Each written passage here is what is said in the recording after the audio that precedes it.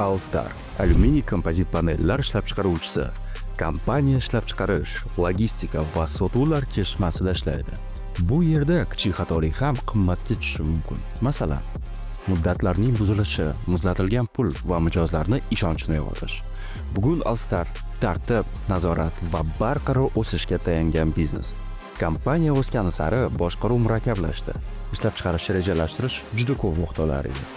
Xomashyo va tayyor mahsulot nazorati doimiy qo'lda tekshiruvlarni talab qilardi. Hisobotlar turli tizimlar va jadvallarda saqlanardi. Bo'limlar yagona ma'lumot manbaisiz ishlardi. Bir payt kelib aniq bo'ldi.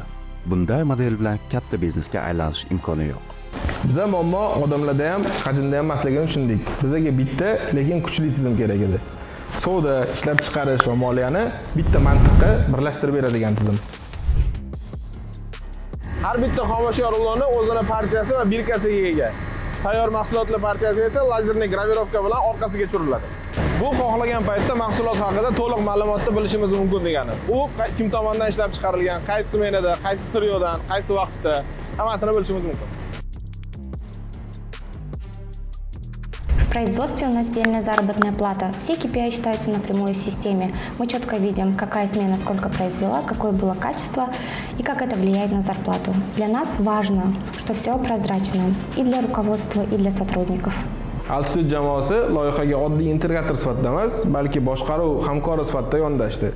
Tizim All-Starning jarayonlariga to'liq mos keldi. Men ishonch bilan ayta olaman, ishlab chiqarish kompaniyasi uchun eng zo'r yechim bu SAP ekan. Bu tizim bizga to'liq nazorat, shaffoflik va boshqaruv imkoniyatini berdi. Altitude jamoasi esa SAPni biznesimizga to'g'ri va professional joriy etishga yordam berdi. SAP Business One bugungi kunda O'zbekiston bozoridagi eng yaxshi ERP yechimlaridan biri. All-Star, SAP Business One, Altitude ishlab chiqarish raqamlari asosida boshqarilganda